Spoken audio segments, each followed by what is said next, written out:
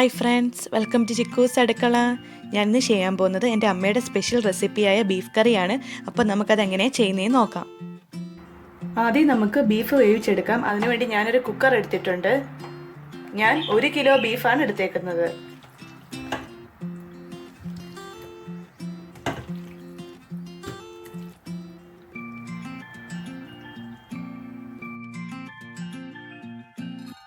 ഇനി ഇതിലേക്ക് 1/4 ടീസ്പൂൺ മഞ്ഞൾപ്പൊടി ഇട്ട് കൊടുക്കാം.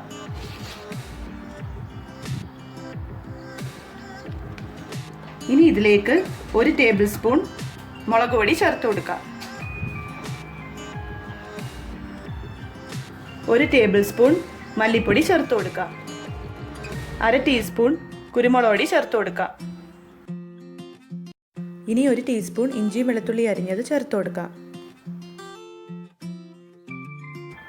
1/2 ലെമണിൻ്റെ ജ്യൂസ് ചേർക്കാം. കുറച്ച് കറിവേപ്പില കൂടി ചേർത്ത് കൊടുക്കാം. 2 മീഡിയം സൈസിലുള്ള സവാള അരിഞ്ഞതോടി ചേർത്ത് കൊടുക്കാം. ഇനി ഇത് നല്ലപോലെ കൈ കൊണ്ടൊന്ന് മിക്സ് ചെയ്ത് കൊടുക്കണം. എല്ലാം നല്ലപോലെ ഒന്ന് തിരുമ്മി പിടിപ്പിക്കണം.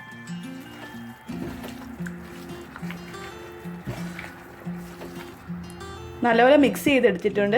ഇനി ഇത് ഞാൻ അരമണിക്കൂർ റെസ്റ്റ് ചെയ്യാൻ വെക്കുന്നുണ്ട്. അതിനുശേഷമാണ് വേവിച്ചെടുക്കുന്നത്. ഇപ്പം അരമണിക്കൂറായിട്ടുണ്ട്. ഇനി നമുക്കിതിലേക്ക് കുറച്ച് വെള്ളം ചേർത്തത് വേവിക്കാൻ വെക്കാം.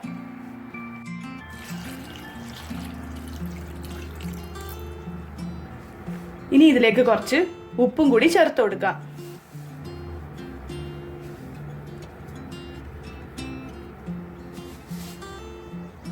ഇനി ഒന്നും കൂടി ഒന്ന് മിക്സ് ചെയ്യാം.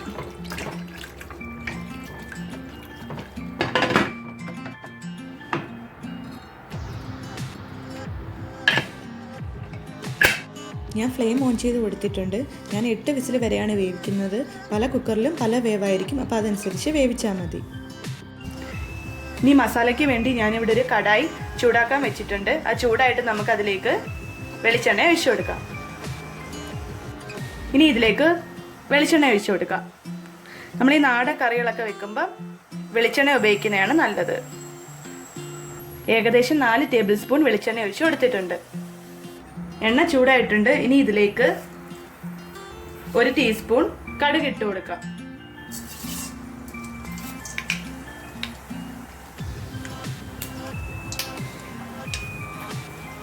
ഇനി ഇതിലേക്ക് 2 സ്പൂൺ ഇഞ്ചിയും വെളുത്തുള്ളി അരിഞ്ഞത് ചേർത്ത് കൊടുക്കാം.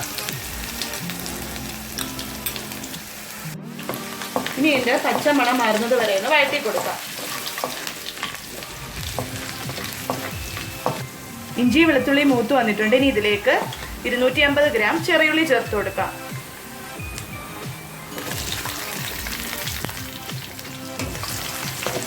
ഇനി ഇത് നല്ലപോലെ ഒന്ന് വഴറ്റിയെടുക്കണം. ഇനി ഇതിലേക്ക് കുറച്ച് ഉപ്പ് ചേർത്ത് കൊടുക്കാം.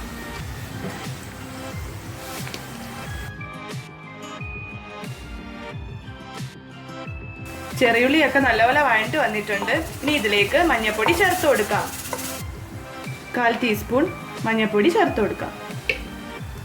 ഇനി ഇതിന്റെ പച്ചമണം മാറുന്നത് വരെ ഒന്ന് വഴറ്റി കൊടുക്കാം.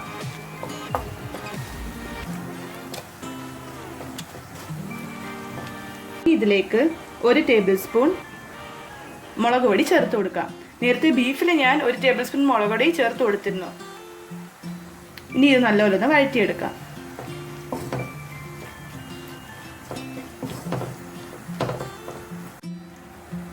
ഇനി 3/4 ടേബിൾ സ്പൂൺ മല്ലിപ്പൊടി ചേർത്ത് കൊടുക്കാം. അപ്പോൾ മൊത്തം ഇപ്പം 1.25 ടേബിൾ സ്പൂൺ മല്ലിപ്പൊടിയാണ് ചേർത്ത് കൊടുത്തേക്കുന്നത്. മുളക് പൊടി 2 ടേബിൾ സ്പൂണും. ഇത് നല്ലപോലെ ഒന്ന് വഴറ്റിയെടുക്കണം. ഞാൻ ഫ്ലെയിം ലോ ആക്കി വെച്ചിട്ടാണ് പൊടികളൊക്കെ ചേർത്ത് കൊടുത്തത്. പൊടികളുടെ പച്ചമണമൊക്കെ മാറിയിട്ടുണ്ട്. ഇനി ഇതിലേക്ക് നമുക്ക് തക്കാളി ചേർത്ത് കൊടുക്കാം. ഞാൻ ഒരു വലിയ തക്കാളിയാണ് എടുത്തേക്കുന്നത്.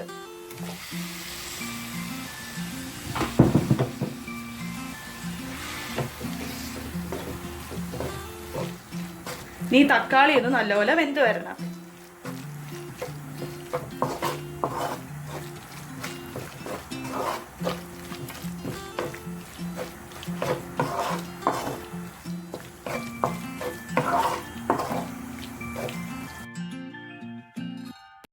തക്കാളിയൊക്കെ നല്ലപോലെ വെന്ത് വന്നിട്ടുണ്ട്. ഇനി ഇതിലേക്ക് വേവിച്ച് വെച്ച ബീഫ് ചേർത്ത് കൊടുക്കാം.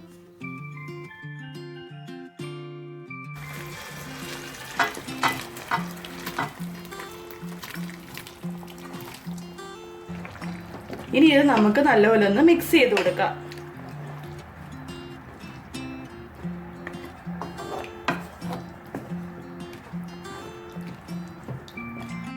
ഇനി കുറച്ച് കറിവേപ്പില ചേർത്ത് കൊടുക്കാം.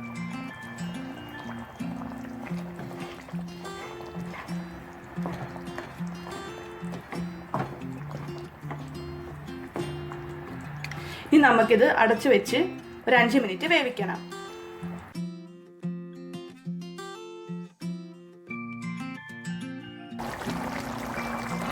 ഇപ്പോൾ 5 മിനിറ്റ് കഴിഞ്ഞിട്ടുണ്ട്. ഇനി ഇതിലേക്ക് 1 ടീസ്പൂൺ ഗരം മസാല ചേർത്ത് കൊടുക്കാം.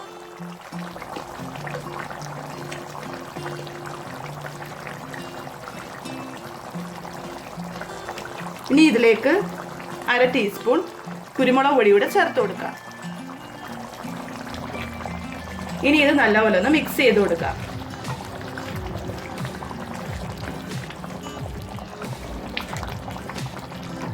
ഇനി നമുക്കിത് 5 മിനിറ്റും കൂടി ഇതൊന്ന് അടച്ചു വെച്ച് വേവിക്കാം. നമ്മുടെ ബീഫ് കറി ഇവിടെ റെഡി ആയിട്ടുണ്ട്. ഇനി നമുക്ക് ഫ്ലെയിം ഓഫ് ചെയ്യാം. ഞാൻ 1 ടേബിൾ സ്പൂൺ ഇഞ്ചിയും വെളുത്തുള്ളിയും 3 പച്ചമുളകും കൂടി 1 സ്പൂൺ എണ്ണയിലൊന്ന് നല്ലപോലെ മൂപ്പിച്ചെടുത്തിട്ടുണ്ട്. ഇനി അതും കൂടി ഇതിലേക്ക് ചേർത്ത് കൊടുക്കാം.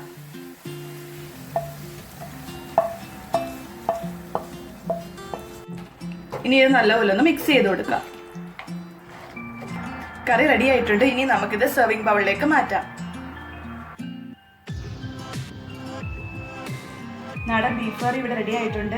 വളരെ ടേസ്റ്റി ആയിട്ടുള്ള ഒരു കറിയാണ്. എൻ്റെ അമ്മയുടെ സ്പെഷ്യൽ റെസിപ്പിയാണിത്.